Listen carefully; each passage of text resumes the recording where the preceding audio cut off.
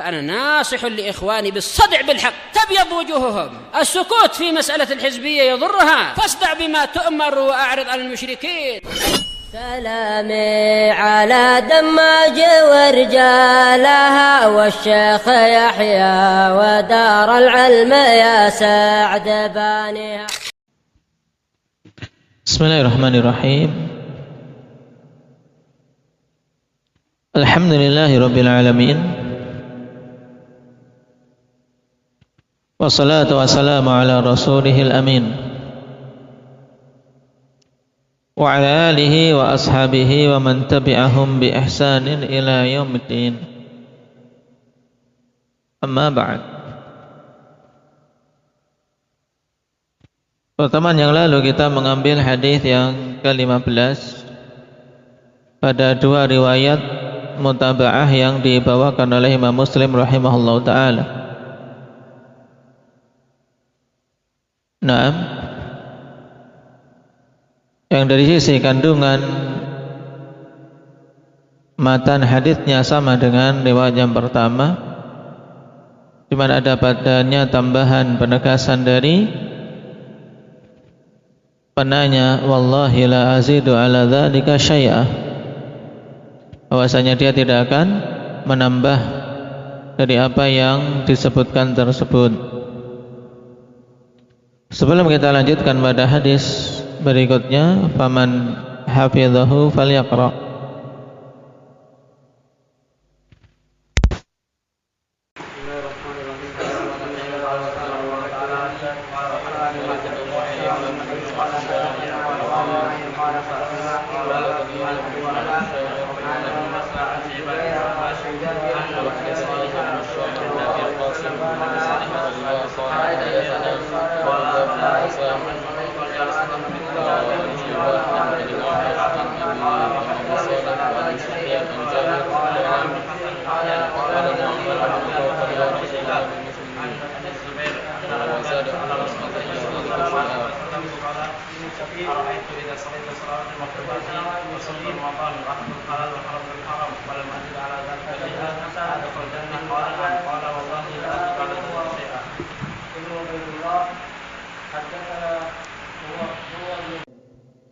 Nah, barakallahu fikum. Dan pada riwayat tersebut akhwani fillah terdapat faedah sanadiyah yang penting yang perlu diingat, yaitu untuk mutaba'ah yang pertama, faedah pokok yang ingin disampaikan oleh Imam Muslim berkaitan dengan sanad dari sisi mana indak ya Ismail.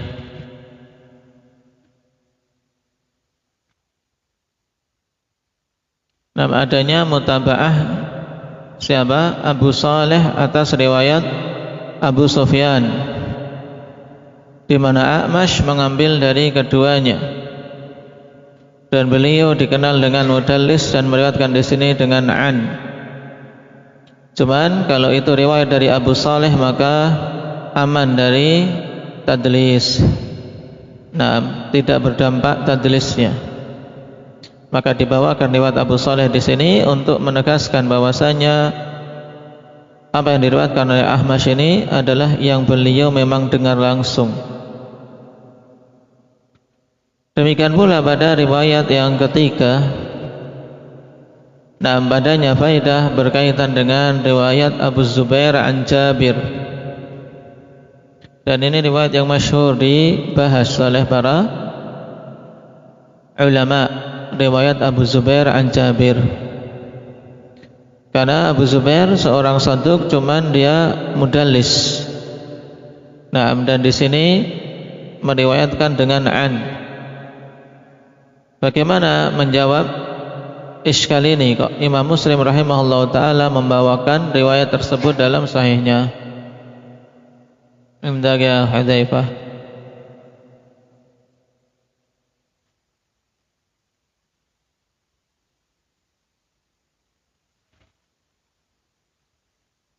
Nah, bahwasanya riwayat ini tidak bersendirian, tapi dia sebagai mutaba'at dan telah menguatkannya riwayat Abu Saleh, demikian pula Abu Sufyan sebelumnya.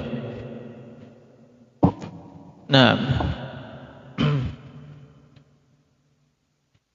barakallahu fikum. Sekarang kita masuk pada bab yang kelima.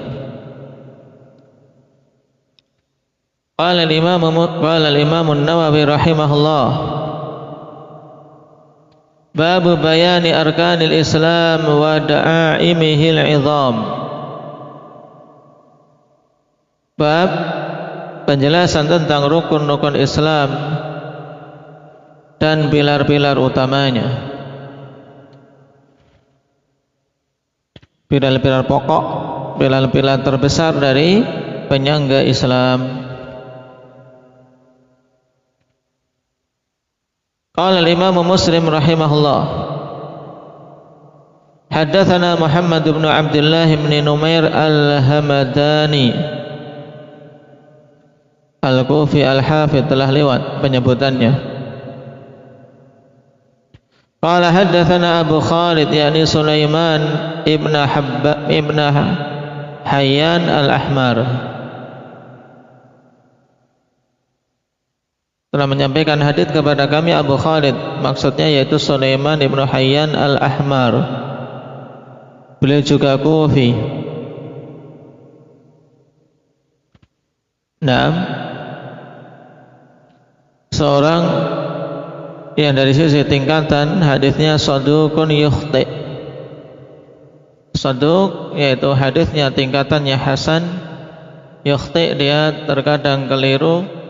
Makanya apabila dia meriwayatkan bersendirian atau menyelisihi perawi-perawi thiqah, nah, harus seorang berhati-hati dari menerima hadisnya. Butuh untuk mencari penguat.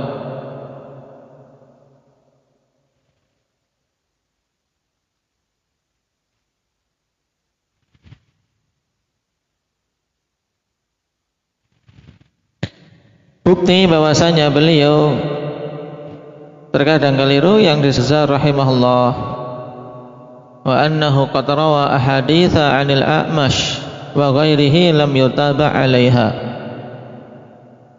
Bahwasanya dia telah meriwayatkan hadis-hadis dari A'mash dan yang lainnya yang tidak dikuatkan oleh seorang pun dari perawi hadis. Menunjukkan kelirunya dia, karena A'mash imam, muridnya banyak, yang mengambil hadis dari beliau banyak. Kalau dia meriwayatkan sesuatu hadis dari A'mash yang tidak ada yang menguatkannya, maka menunjukkan ini keliru. An Abi Malik al-Asy'ari an Sa'd bin Ubaidah. Ini dua orang tabi'in yang saling meriwayatkan, ikhwan. Abu Malik al-Asy'ari tabi'i, namanya Sa'ad, ayahnya seorang sahabi yaitu Tariq bin Asyam radhiyallahu anhu. Sering akan kita dapati riwayat Abu Malik al-Asy'ari an Abi. Nah, kalau demikian berarti sahabinya bapaknya yaitu Tariq bin Asyam. Sedangkan Abu Malik namanya adalah Sa'ad bin Tariq ibn Asyam al-Kufi.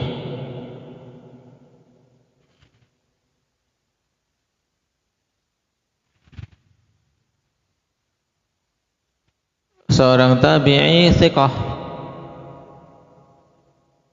Imam Bukhari rahimahullah ta'ala meriwayatkan dari jalan Abi Malik ini dalam sahihnya secara mu'allaq. Sedangkan ulama ahli hadis yang lain mengeluarkan darinya, termasuk Imam Muslim, dalam sahihnya ada 19 hadis.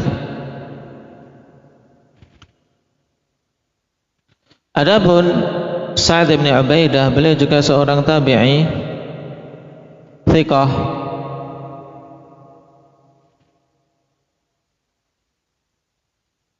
yang meriwayatkan darinya Imam A'mash rahimahullah ta'ala. Dan pada biografinya, akhwan, dikatakan oleh Imam Abu Hatim rahimahullah, kana yara ra'yal khawarij thumma tarakahu yuktabu hadithuh. adalah dulu beliau ini berpandangan dengan pandangan orang-orang Khawarij, yaitu terpengaruh dengan pemahaman Khawarij. Thumma tarakah, kemudian beliau meninggalkannya. Yarhamukallah. Perhatikan pada perkataan Abu Hatim ini, ikhwan, karena padanya ibrah bagi kita semua, bahwasanya yang namanya pemahaman menyimpang, ketika seorang hamba tidak diberi taufik oleh Allah Subhanahu wa taala dan hidayah, secerdas apapun, sekuat apapun hafalan, bisa terpengaruh. Maka jangan merasa aman. Di sisi yang lain juga,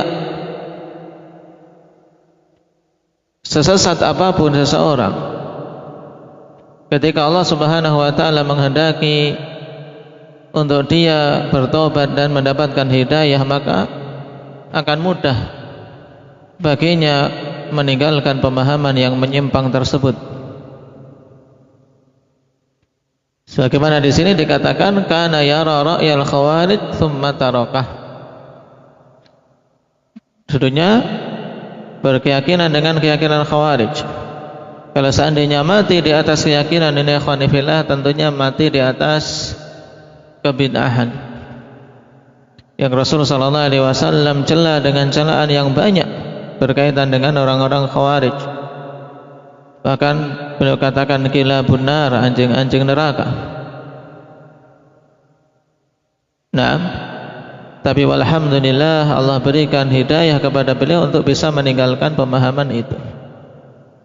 Dan ini seagung-agung nikmat setelah Islam, di mana seorang hamba setelah diberi hidayah untuk berislam, diberi hidayah untuk selamat dari golongan-golongan menyimpang.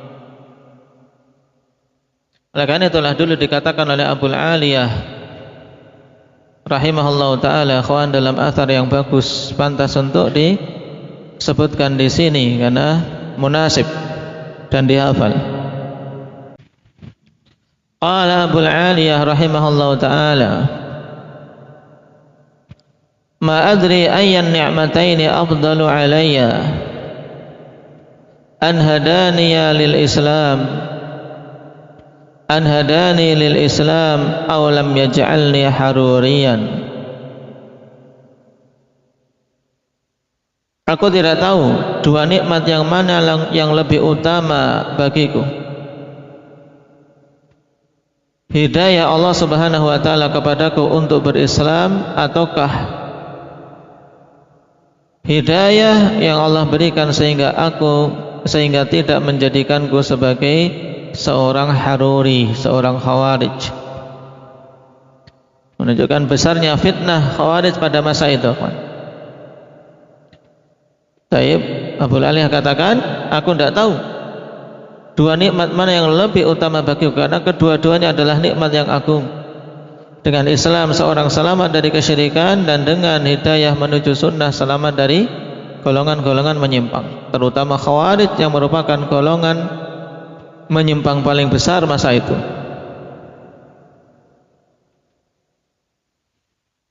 Ini dalam riwayat Ibnu Sa'd. Nah, saya ulangi, ditulis, ma adri ayyan ni'mataini afdalu alayya, an hadani lil Islam aw lam yaj'alni haruriya. Dan dalam riwayat Imam Al-Lalikai rahimahullah ta'ala dengan lafaz ma adri ayyan ni'mataini alayya a'zam idh akhrajani Allahu minasyirki ilal Islam aw asamani fil Islami an yakuna li fihi hawa. Athar ini sahih, ikhwan, dikeluarkan oleh Ibnu Sa'd dalam Tabaqat, juga oleh Al-Lalikai dalam Syarh Ushul I'tiqad, dan juga yang lainnya. Juga datang athar yang semisal dari Mujahid dalam Sunan Ad-Darimi. Pada riwayat Al-Lalikai maknanya, aku tidak tahu dua nikmat mana yang ada padaku yang lebih agung, tatkala Allah keluarkan aku dari kesyirikan menuju Islam, atau ketika Allah Subhanahu wa taala jaga diriku di dalam keislaman atau jaga diriku di dalam keislaman dari termasuki hawa nafsu, yaitu termasuki hawa-hawa nafsu, golongan yang menyimpang. Nah, oleh karena itulah akhwani fillah, kapan saja seorang muslim diberi hidayah untuk berislam, kemudian hidayah untuk berjalan di atas sunnah, maka jaga betul-betul hidayah tersebut. Karena tidak ada perkara yang kita miliki di dunia ini akhwani fillah yang lebih berharga dari keduanya. Tidak ada yang lebih berharga dari keduanya. Naam. Dan kita memohon pada Allah Subhanahu wa taala agar kedua nikmat tersebut senantiasa Allah berikan kepada kita dan kita bisa mati di atasnya. Naam. Ini berkaitan dengan Sa'ad ibn Ubaidah As-Salami,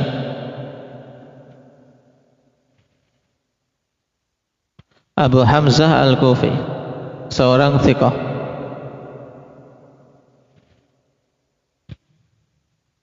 Karena pada masa tabi'in tersebut akhwan, ya, pemahaman Khawarij mulai santer.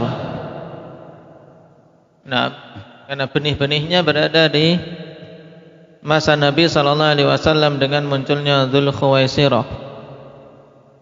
Kemudian dampak terbesarnya yang muncul pertama kali adalah dengan dibunuhnya Amirul Mukminin Utsman oleh mereka. Disinilah terbuka fitnah yang sangat besar, ya, terbunuhnya Amirul Mukminin Utsman radhiyallahu anhu. Walaupun pintunya akhwan, ya sebagaimana dalam hadis, pintu fitnah yang terjadi di tengah-tengah kaum muslimin, ujian demi ujian adalah dengan wafatnya Umar. Karena Umar juga wafat dibunuh ketika sholat.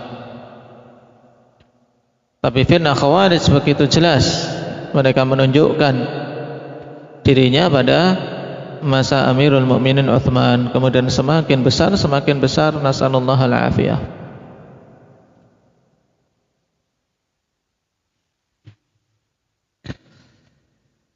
Ini dua tabi'in yang saling meriwayatkan, yaitu Abu Malik Al-Asy'ari dan Sa'ad ibn Ubaidah. An Ibn Umar radhiyallahu anhuma, siapa nama beliau? Afif? Ibnu Umar namanya siapa? Taib, namanya Abdullah. Dan keutamaan beliau banyak akhwan. Di antaranya yang paling masyhur dari beliau adalah semangat beliau dalam mengikuti sunnah Rasulullah SAW. Dan termasuk rujukan manusia di zamannya, karena beliau termasuk sahabat muda. Nah, kemudian Allah berikan umur ketika para sahabat besar sudah wafat, dan mereka inilah yang menggantikan sebagai ulama ummah. Demikian pula dari zaman ke zaman akhwanifillah, dengan meninggalnya generasi yang telah tua akan digantikan oleh para pemudanya. Maka jadilah para pemuda-pemuda yang cerdas, pemuda-pemuda yang bisa memberikan andil bagi dakwah ini akhwan, dengan mempersiapkan diri semenjak dini dengan ilmu. Karena antum saat ini belajar, mungkin di hari yang akan datang akan dijadikan rujukan. Manusia akan bertanya, manusia akan minta untuk diajari. Taib, dan itu adalah pintu yang sangat lebar untuk seorang mendapatkan pahala yang banyak. Abdullah bin Umar radhiyallahu anhuma, yang semenjak kecil sudah diberi kecerdasan memang. Buktinya ketika Rasul sallallahu alaihi wasallam bersama dengan para sahabat-sahabat kibar Abu Bakar, Umar ada di situ, Nabi sallallahu alaihi wasallam melemparkan pertanyaan tentang sebuah pohon yang permisalannya seperti permisalan mukmin, dan manusia pikirannya terarah pada syajaratul bawadi, yaitu pohon-pohon yang ada di lembah-lembah. Dan Abdullah bin Umar dalam dirinya ada jawaban, yaitu bahwasanya yang dimaksud adalah pohon kurma, dan ternyata betul. Ini salah satu yang menunjukkan kecerdasan beliau rahimahullah ta'ala dari sisi ilmu. Adapun dari sisi ibadah kita tidak perlu menanyakannya, kawan, tentang ibadah beliau dan semangat beliau dalam bermunajat kepada Allah Subhanahu wa taala. Dan di sini beliau meriwayatkan anin Nabi sallallahu alaihi wasallam qala buniyal Islamu ala khamsatin.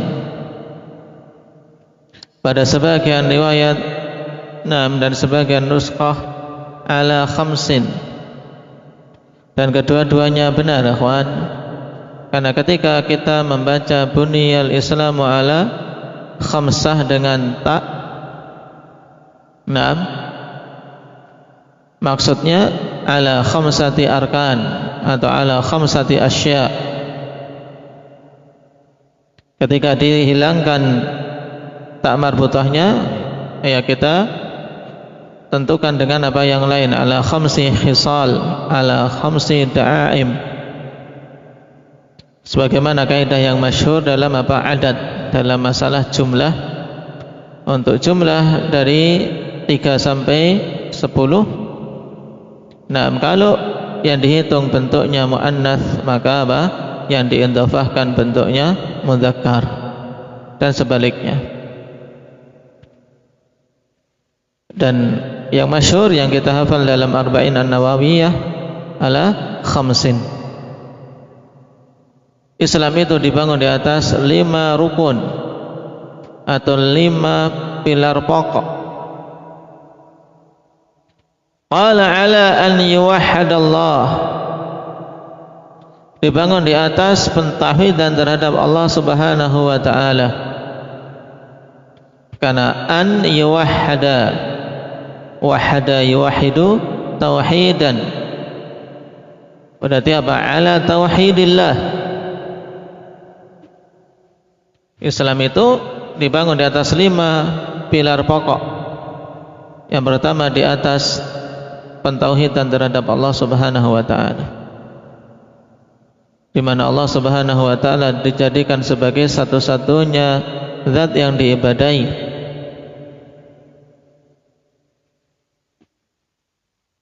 Wa iqamis salah, dan yang kedua ala iqamis salah, yaitu dibangun di atas penegakan salat. Wa ita'iz zakah, dan penunaian zakat. Wa siyami Ramadan, dan puasa Ramadan. Wal haji, yang kelima adalah haji. Faqala rajulun al haji wa siyami Ramadan. Kemudian seorang laki-laki yang hadir di situ mengkritisi apa yang disampaikan oleh Abdullah bin Umar radhiyallahu anhuma. Ingin membetulkan bahwasanya yang betul adalah haji dulu dan siyam Ramadan baru setelahnya. Faqala, maka Abdullah bin Umar mengatakan, la, tidak, siyami Ramadan wal hajj, akan tetapi adalah puasa Ramadan dan haji. Hakadha sami'tuhu min Rasulillah sallallahu alaihi wasallam. Demikianlah aku mendengarnya dari Rasulullah sallallahu alaihi wasallam, di mana Ibnu Umar mendengar dengan mengedepankan puasa Ramadan dulu baru haji. Dan nanti akan kita dapati riwayat yang lain yang Ibnu Umar pun meriwayatkan dengan haji dulu dan siam Ramadan. Terus bagaimana mensinkronkannya, insyaallah nanti pada tempatnya. Tayyib, hadis ini akhwani fillah termasuk hadis yang muttafaqun alaih, disepakati antara Imam Bukhari dan Muslim, yang juga merupakan hadis pokok dari hadis-hadis pokok di dalam Islam, dikarenakan padanya penyebutan rukun-rukun Islam yang wajib ditegakkan oleh setiap muslim yang menginginkan tegaknya agamanya secara sempurna. Naam.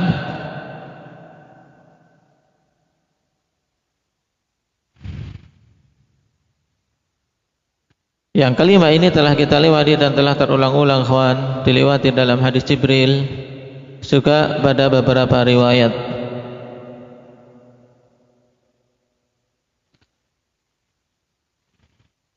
Dan berkaitan dengan urut-urutan ini kawan,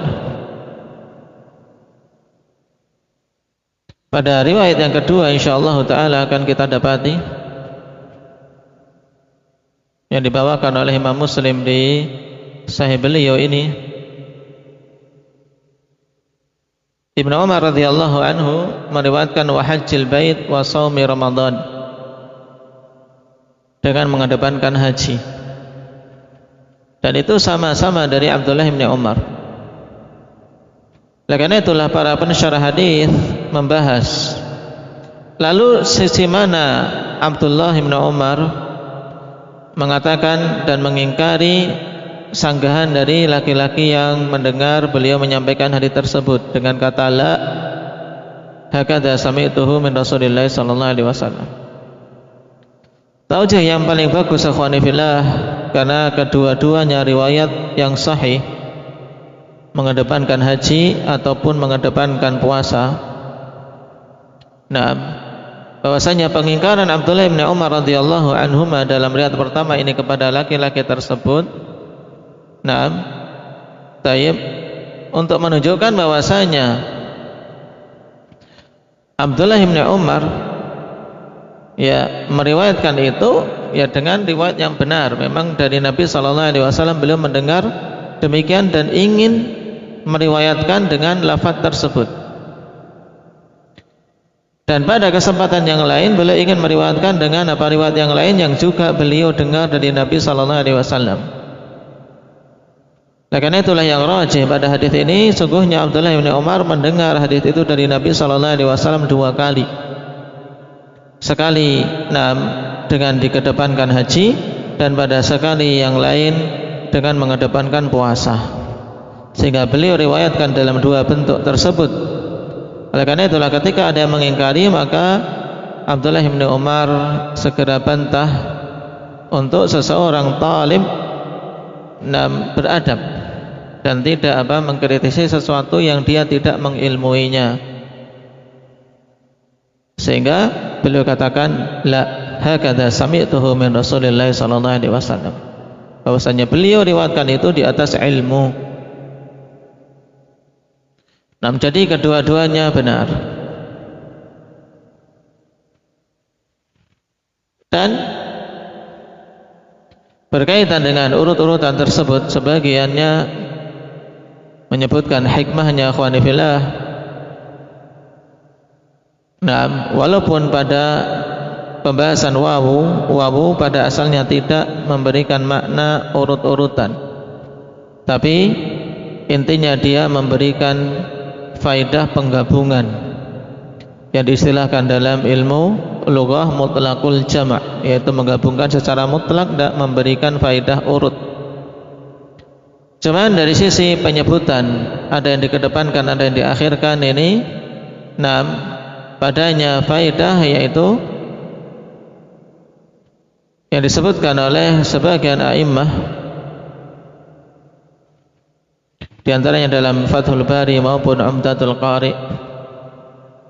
Hikmah dari penyebutan iman pertama kali, yaitu pentauhidan Allah Subhanahu wa taala, karena itu adalah asal ibadah. Maka wajib dikedepankan. Kenapa? Karena tidak ada ibadah yang diterima tanpa tauhid. Kemudian yang kedua salat dikarenakan itu adalah tiang pokoknya. Kemudian setelahnya zakat karena itu perkara yang senantiasa digandengkan dengan salat. Nah, dan kemudian baru haji atau puasa Ramadan. Yang kalau kita perhatikan 5 rukun ini ikhwani fillah mencakup semua jenis ibadah. Makanya Rasul sallallahu alaihi wasallam tegaskan buniyal islamu ala khamsin. Nah, Islam itu dibangun di atas 5 rukun pokok ini. Karena ibadah itu ikhwani fillah secara umum, ya kan? Ada ibadah qauliyah, badaniyah atau maliyah, dan semuanya tercakup dalam 5 ini. Ibadah qauliyah ibadah yang berupa perkataan, itu dalam syahadatain, jelas harus diucapkan kalimat syahadah. Naam. Atau ghairu qauliyah, selain qauliyah, selain ucapan. Dan selain ucapan ini ada yang sifatnya tarki, ada yang sifatnya fi'li. Ibadah yang sifatnya tarki yaitu dengan meninggalkan puasa, meninggalkan makan, minum diiringi niat, itulah puasa. Sedangkan ibadah yang fi'li dengan melakukan suatu hal itu terbagi menjadi 2, yaitu badani dan mali. Ibadah badan seperti salat, atau ibadah harta seperti zakat, atau penggabungan keduanya seperti haji.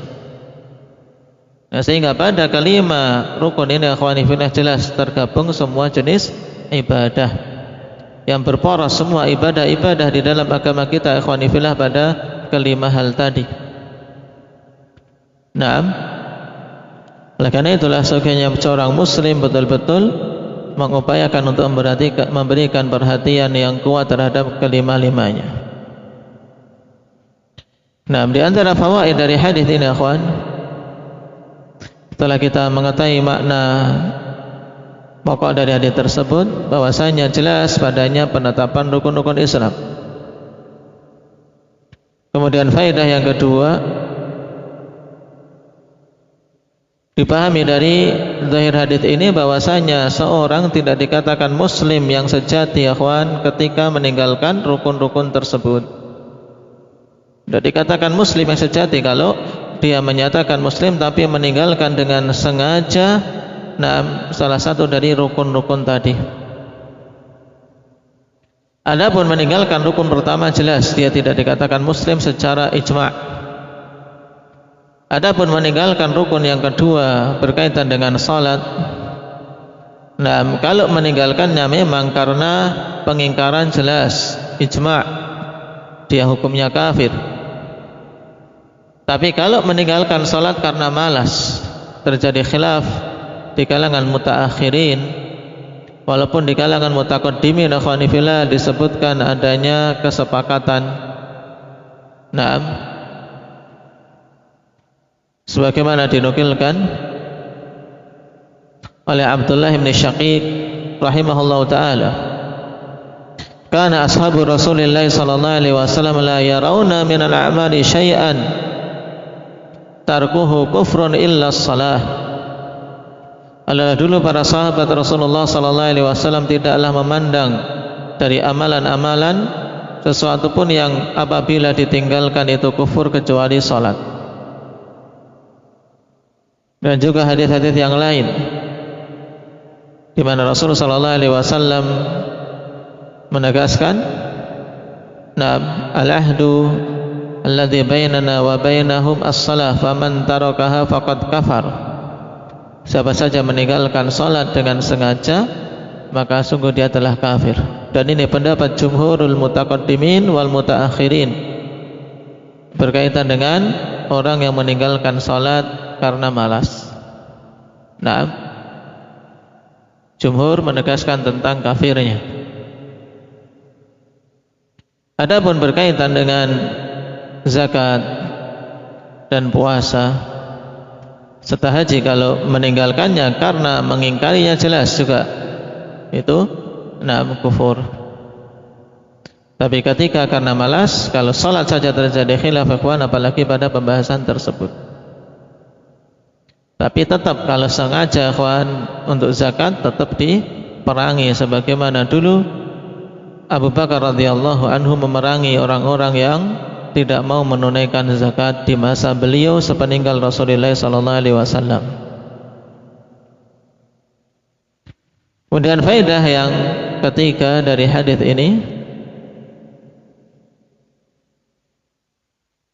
bahwasanya kelima perkara ini ikhwan adalah apa? Fardu ain. Kelima perkara tersebut semuanya fardu ain, sehingga tidak jatuh dan tidak bisa diwakilkan oleh orang lain, kecuali apabila seorang tersebut telah meninggal dan memiliki hutang puasa, maka hutang puasa bisa digantikan dan disaurkan oleh yang hidup, atau hutang haji yang wajib atau haji nazar, maka bisa digantikan oleh orang yang hidup. Adapun pada asalnya ketika seseorang masih hidup, maka tidak bisa digantikan, karena hukumnya fardu ain, wajib ditunaikan oleh setiap individu muslim. Nah, karena itulah kawan, dijawab pada pembahasan kenapa tidak disebutkan jihad, padahal jihad merupakan dzurwatu sanamil Islam, puncak tertinggi Islam. Karena jihad hukum asalnya adalah fardu kifayah.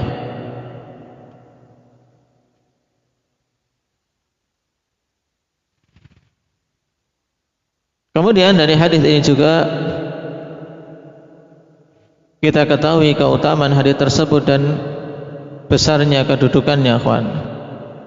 Karena hadis ini merupakan aslun azimun fi ma'rifatid din, merupakan hadis yang pokok yang agung dalam mengetahui agama ini, karena telah mengumpulkan semua rukun-rukunnya yang pokok.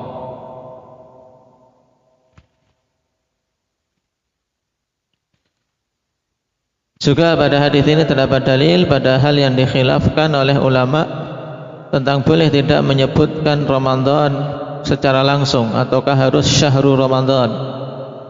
Maka di sini jelas menunjukkan bolehnya menyebut Ramadan secara langsung. Karena Nabi mengatakan wasiyami Ramadan, puasa Ramadan. Tidak mengatakan siyamu syahri Ramadan.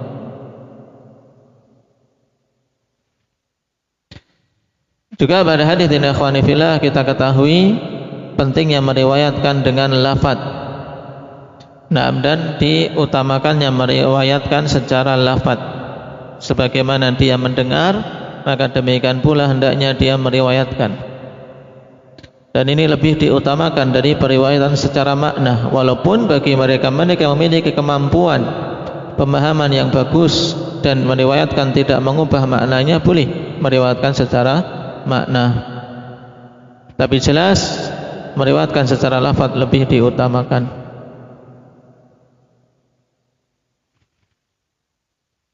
Taib, ini sebagian dari beberapa fawaid dari hadis tersebut.